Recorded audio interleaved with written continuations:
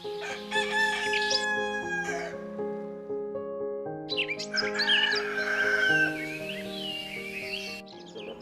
kunim erta tongda duo va shukr bilan boshlanadi. Ilm men uchun nafaqat kasb, balki qalb ehtiyojidir.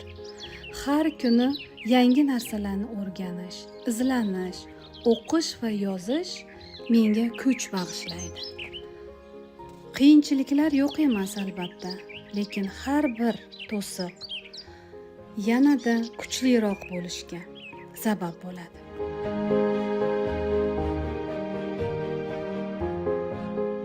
Agar niyat pok bo'lsa, Alloh yo'limizni hamisha ochadi.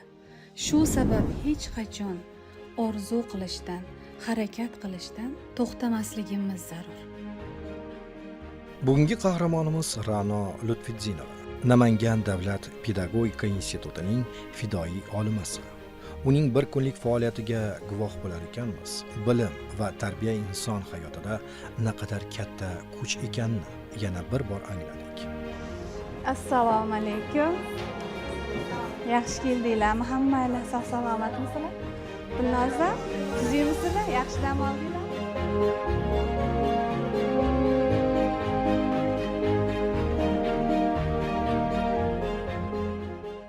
Sen boshlab tur, men ko'rib beraman.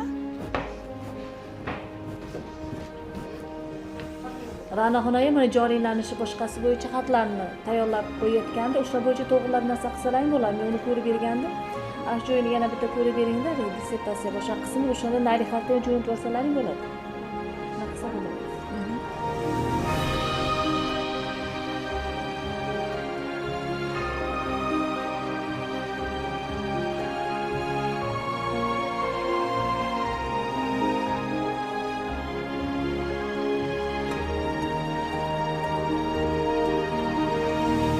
Maktab davridan boshlab men boshlang'ich sinf o'qituvchisi bo'lishni orzu qilardim. Albatta bu orzularimni ro'yobga chiqishiga, mana shu boshlang'ich sinf o'qituvchisi, pedagog bo'lishimga yo'lni birinchi bo'lib meni dadam ko'rsatgan. Dadam meni birinchi navbatda mana shu oliygohga o'zlari olib kelib, birinchi ustozim bo'lgan Mahmudjon Yusupovga olib kelganlar. Shu ustoz orqali men o'qishga kirdim. Ustozim menga mana shu oliygohda qaysi fanlar orqali muallim bo'lish, mana bu kasbni egasi bo'lish kerakligi haqida menga ma'lumotlarni bergandilar.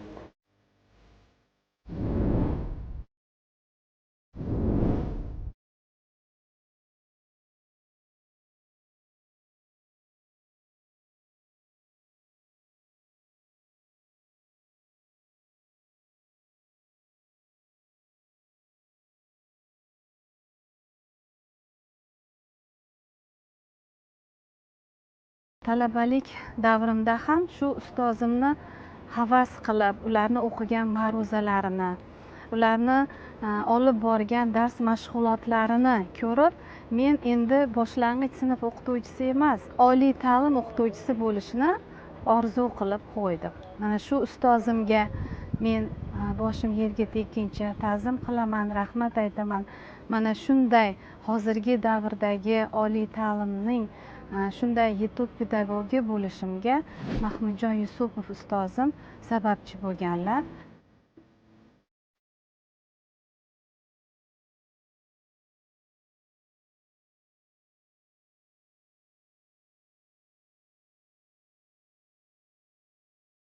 Talabalik davrimning 4-bosqichida oilali bo'ldim. Oilalik bo'lganimdan keyin albatta oila a'zolarim ham rozilik berishdi oliy ta'limda mana shu ustozlik vazifasini bajarishimga.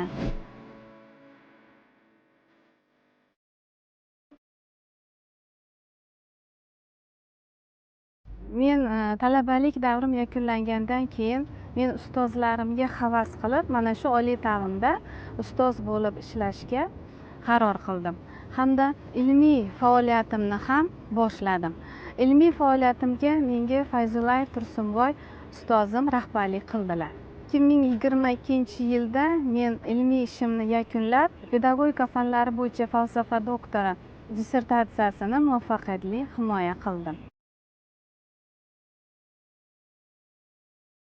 Oliy ta'lim o'qituvchisining maqomi qanday bo'lishi, shular haqida men albatta o'zim uchun o'rganib bordim va bu maqsadimga 2000-yilda erishdim. Meni kafedraga o'qituvchi lavozimiga qabul qilishdi. 2003-yilda men birinchi farzandimni dunyoga keltirdim. Albatta ham farzand tarbiyasi, ham oldimizga qo'ygan ilmiy ishni u yerda faqat ilmiy ish yozish bilan emas, balki tajriba sinov ishlari bo'ladi. Maktablarga borib darslarni ko'rishimiz, u yerdagi darsliklarni tahlili bo'ladi. Albatta bu jarayonda ham farzandimni tarbiyasida o'zim onajonim tarbiyani berishni boshlaganlar. Men ko'p vaqt bola tarbiyasida qolib o'tira olmaganman, tezda ish faoliyatimga qaytganman. Shu davr mobaynida onam meni yonimda turib farzandimga albatta onalik mehrini berganlar.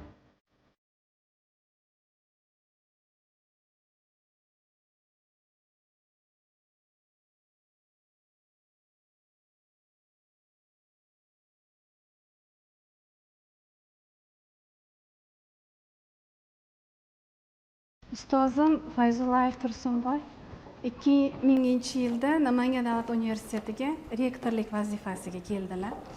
Men mana shu davrda ma'naviyat bo'limida nazoratchi lavozimida ishlar edim. Mana shu davrdan boshlab rektorlik vazifasida bo'lsalar ham, shu davrda ham menga mana shu ilmiy ishimga hamda ma'naviy ma'rifiy ishlarda menga yordam berdilar, yo'l ko'rsatdilar. Assalomu alaykum. Ramaxon. Assalomu alaykum, yaxshimisiz? Ramaxon. O'tiring. Sonlaringiz yaxshimi? Rahmat Ramaxon. Duo qiling. Ramaxon, ilmiy tadqiqot ishlaringiz yanada tezlashsin. Ana shu pedagog sifatidagi, o'qituvchi sifatidagi maqomni bundan keyin ham amaliy faoliyatingizda oqlab, ulug'lab yurishingizni yo'lida duo qilamiz. Omadingizni bersin. Rahmat ustoz, sog' bo'ling. Hozir ikkita dissertatsiyani o'qib yakunladim bizning mavzuga doir.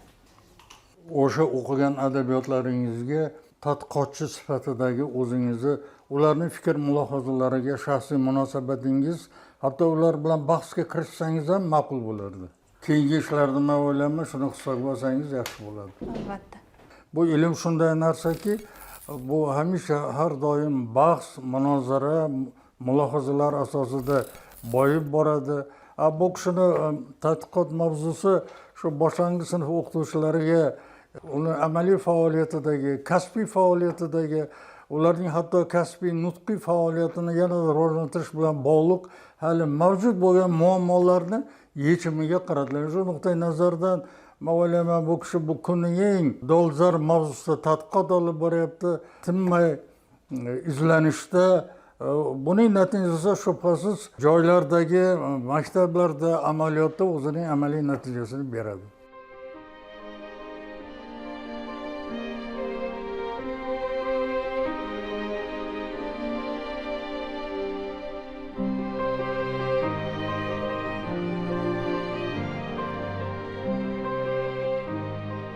Ta'lim berish jarayonida hozir nafaqat oliy ta'limda, boshlang'ich ta'limga alohida e'tibor qaratilyapti. Biz bo'lajak boshlang'ich sinf o'qituvchilarini yetishtirib chiqaramiz.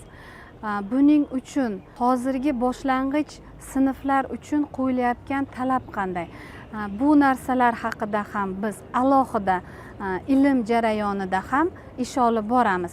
Bunda biz Finlandiya ta'limi, Yaponiya ta'limi, Singapur ta'limlariga tayangan holda talabalarimizga shu davlatlarning ta'lim dasturlari haqida ma'lumot beramiz. Hozirgi mana darsliklarimiz ham albatta hamkorlikda tayyorlangan darsliklar hisoblanadi. darsliklarimizda berilayotgan mavzular ham albatta hozir mana Singapur, Finlandiya dasturlariga tayangan holda yaratilgan. Bu dasturlarni, bu ta'lim dasturlarini o'zlashtirmay turib, albatta talabalarimiz maktabga borib darslik bilan ishlab keta olmaydilar. Shuning uchun hozirgi mana shu talabalik davridan ularga keng ma'lumot berish, xorijiy davlatlarning ta'lim dasturlarini o'rgangan holda ularga ma'lumot berib, dars jarayonida ularni shu dasturlarga amal qilib darslarni tashkil etishni o'rgatishimiz kelajakda albatta ularni eng zo'r boshlang'ich sinf o'qituvchisi bo'lib yetishishiga erishiladi.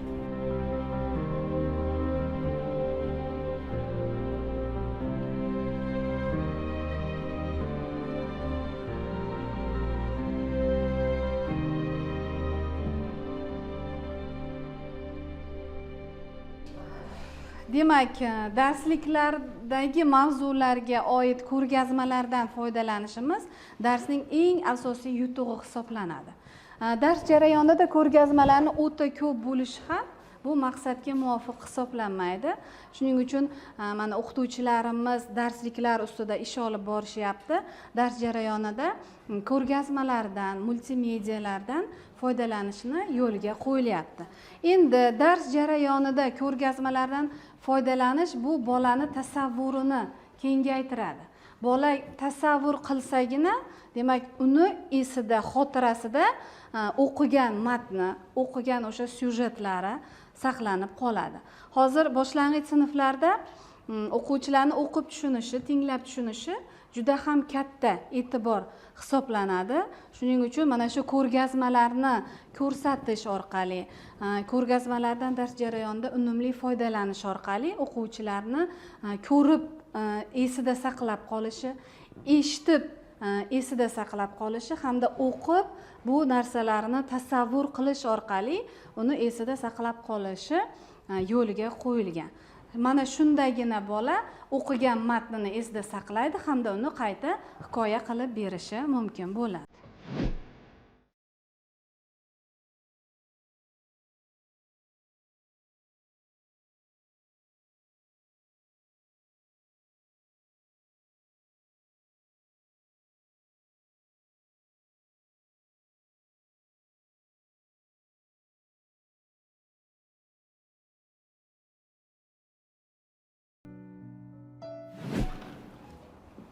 Assalomu alaykum. Mumkin? Assalomu alaykum. Zafarjon.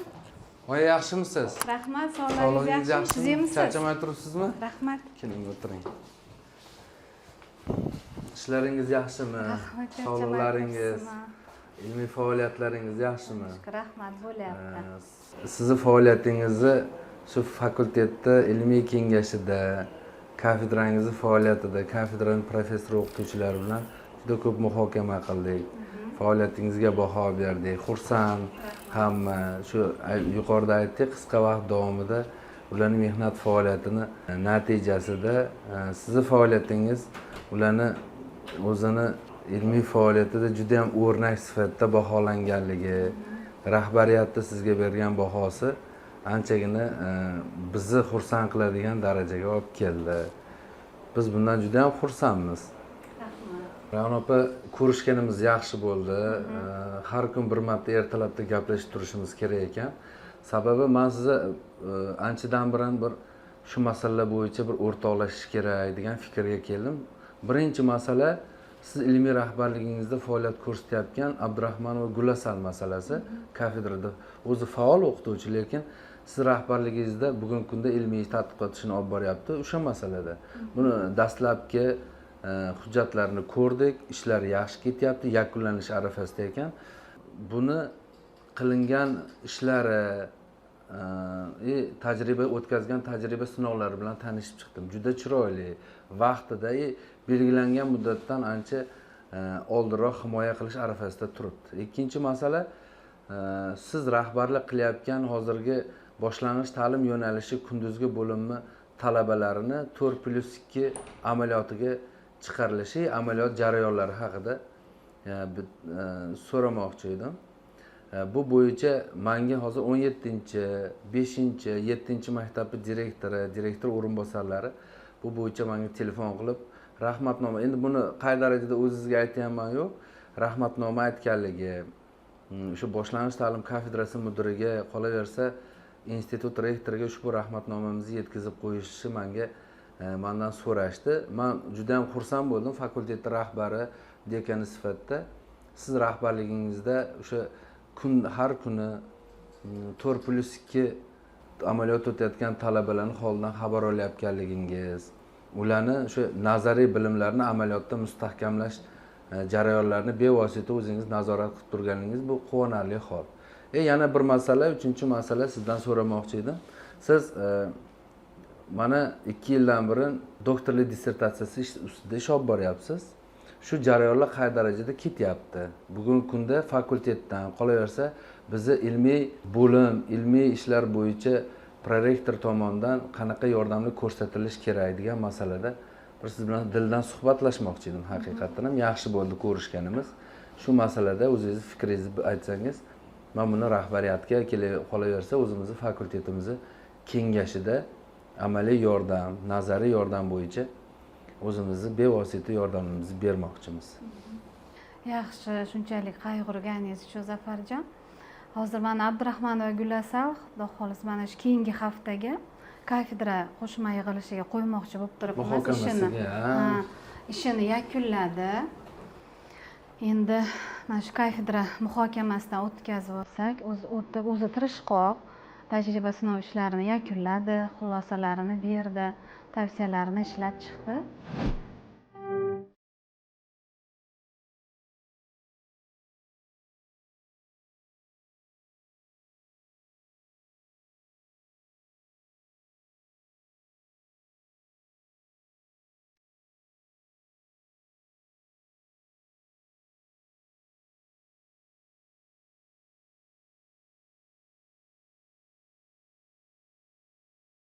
Hozir talabalarimiz boshlang'ich ta'lim yo'nalishi bo'lganligi uchun hozir mana boshlang'ich ta'limdagi yangiliklar, bular haqida talabalarimiz albatta ko'proq, yana ham ko'proq bilishni xohlaydi. Albatta darsliklar bo'yicha menga tez yangi savollarni berishadi. Albatta shu darsliklarni o'rganib, o'zim ustimda yangi natijalarni bilib kirishga harakat qilaman.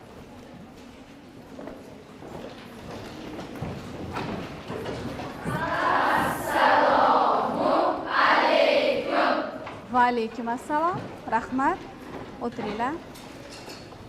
Bugungi darsimiz mana biz bo'lajak boshlang'ich sinf o'qituvchisi bo'laman deb o'qishga kirdik. Demak, boshlang'ich sinf o'qituvchisi kim? U qanday inson bo'lishi kerak yoki qanday shaxs bo'lib shakllanishi kerak? Boshlang'ich sinf o'qituvchisi bu kelajak avlod uchun eng birinchi navbatda tamal toshini qo'yuvchi shaxs hisoblanadi.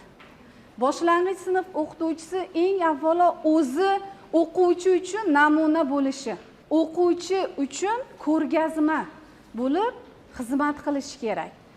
Bu tomonda demak, qaysi tomonlari? Ham tarbiyaviy tomonimiz, ham ilmiy tomonimiz yetuk bo'lishi kerak.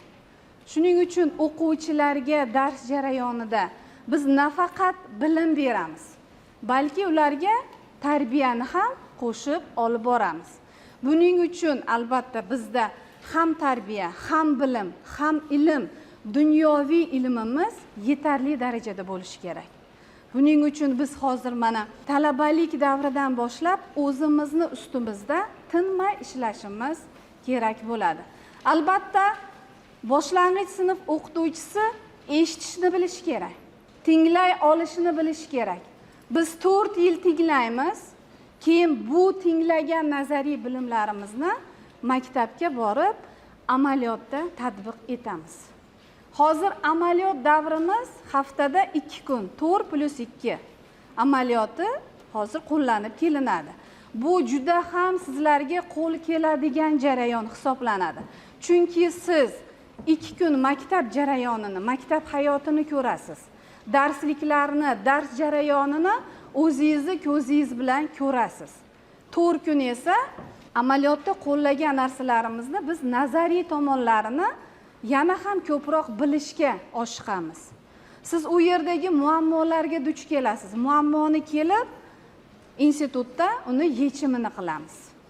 Amaliy mashg'ulotlarda ham, ma'ruza mashg'ulotlarida ham, demak, bu jarayon doimo bir-biriga teng ravishda olib borilishi kerak bo'ladi. Boshlang'ich sinf o'qituvchisi degani 30 ta bolani eng zo'r qilib chiqarib berish mana shu bitta boshlang'ich sinf o'qituvchisini qo'lida hisoblanadi. Bolani bilimli qilasiz, tarbiyali qilasiz. U yuqori sinfga o'tganda ham boshlang'ichda kim o'qitganligini 11-sinfni bitirib ketgunigacha boshlang'ichda kim o'qitgan degan savol bilan yakunlaydi. Shuning uchun boshlang'ich sinf o'qituvchisining yelkasida juda ham katta mas'uliyat yotibdi. Bu mas'uliyatga biz tayyor turishimiz va boshlang'ich sinf o'qituvchisi degan sharafli kasbga munosib bo'lishimiz kerak bo'ladi.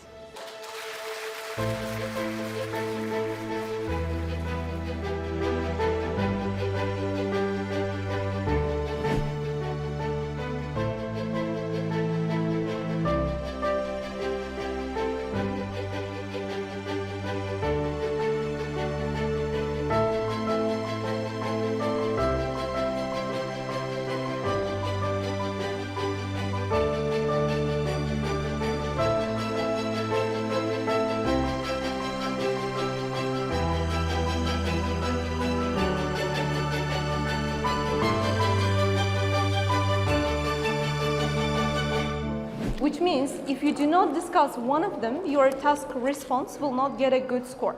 So, in body one, which means you discuss the opinion that you don't agree, and as usual, our first sentence is going to be our topic sentence. So as you see here, it's written there, we live in the era when wars and disputes are escalating at an unprecedented speed. So which means we're going to talk that on the earth, after some time, we might not be able to live. So that is why some scientists should or normally.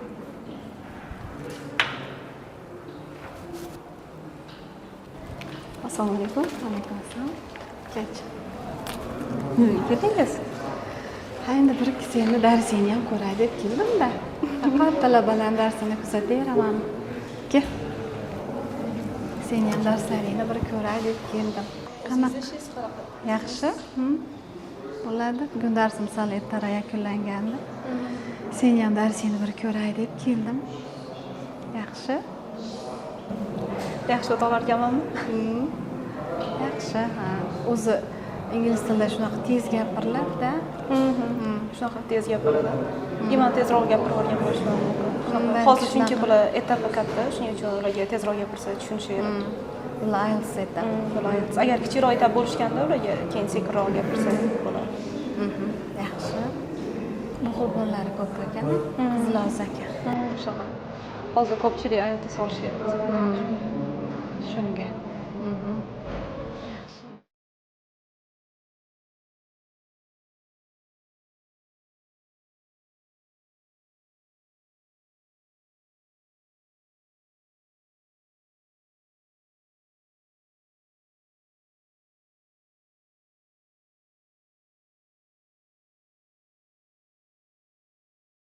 Assalomu alaykum.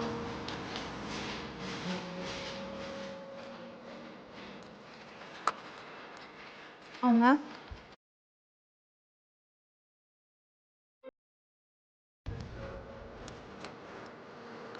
Keling.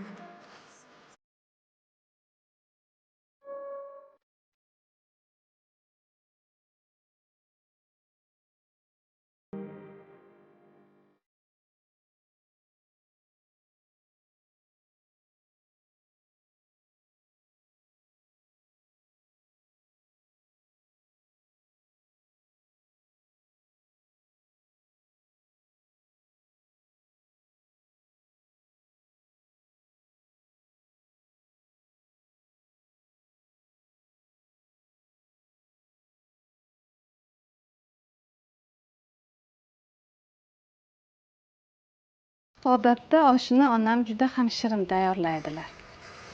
Lekin bugun meni oshni damlashimni kutishyapti.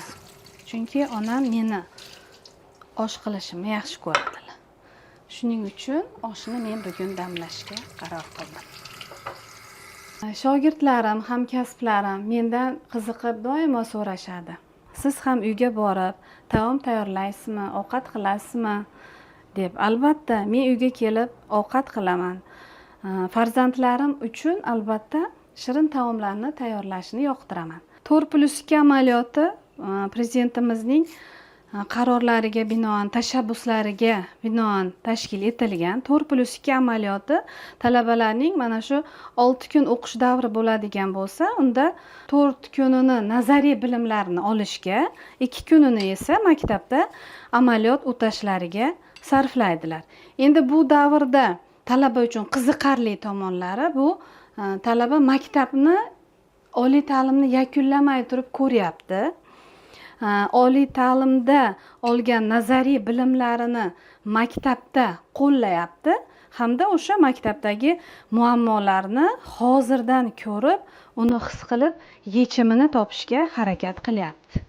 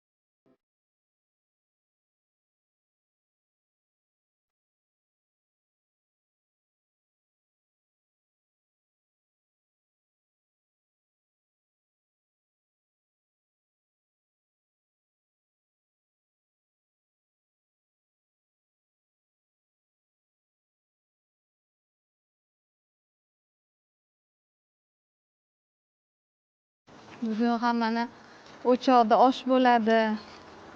Onam keladilar desa, mana yetib kelishdi. Ra'noxon. Ra'noxonum. Voy, Osh pishdimi? pishdi osh. Assalomu alaykum. Alaykum assalom. Yaxshimisiz? Sizimsiz? Omonmisiz? Rahmat. Yaxshi ishlab keldingmi? Charchamasdan o'zingiz yaxshi qoldingmi? Bormisizlar? Sog' salomat. Yaxshi ishlab keldingizmi? Rahmat. Yuringlar. Nima ovora bo'lib? O'tiramizda bir xudo Yuringlar. Ketdik. ovqatdaylik birga. Keling, men olaman bilan. Yuring.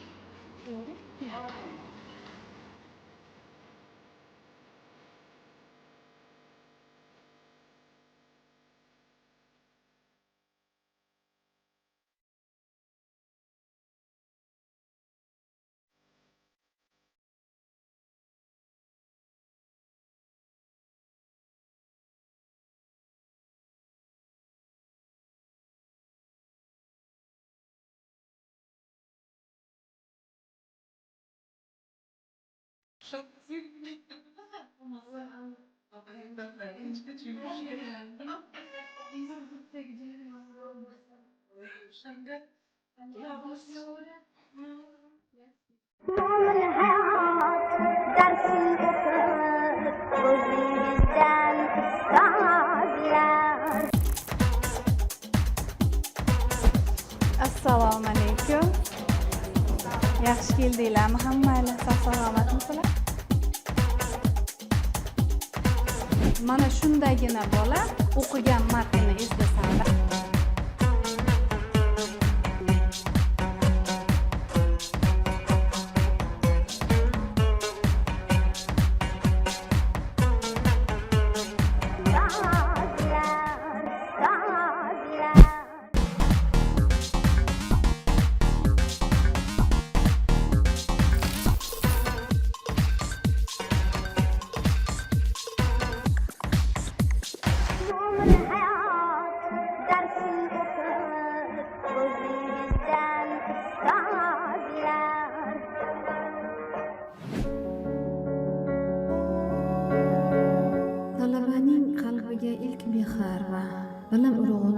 o'qish mening eng ulug' vazifam deb bilaman. Boshlang'ich ta'lim bu shunchaki kasb emas, balki kelajakni tarbiyalashga qaratilgan muqaddas yo'ldir. Har bir tabassum va har bir qadam yurakdan qilingan mehnat samarasidir. Yurakdan qilingan mehnat samarasidir. Muallimning bir kuni. Bu safar biz chin ma'nodagi fidoyi ustoz Ra'no Lutfidzinovaning hayoti va faoliyatiga nazar tashladik. Qahramonimizning tarbiyasi va bilimga bo'lgan sadoqati nafaqat shogirdlarida, balki farzandi Diyora Lutfidzinovada ham o'z samarasini bermoqda.